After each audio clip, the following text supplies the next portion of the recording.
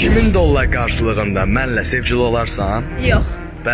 Bunlar niyə belə çox baxılır? Haydi bunları başa düşdük. Bədənlərini cəmaata təhşir edərək nəfslərinin əlində qul olanları özlərinə seçirlər. Bəs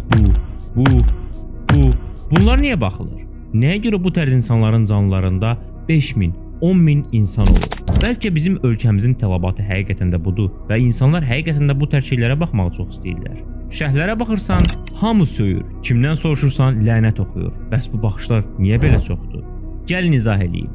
Bunun səbəbi social downward comparison teoridir, yəni aşağıya doğru müqayisə etmə teoriyasıdır. Aşağı standartlardakı keyfiyyətlərə məxsus bir insan özlərini qara piyarla məşhur etmək istəyən insanları görüb, onları təhqir edərək öz egolarını tətmin edirlər.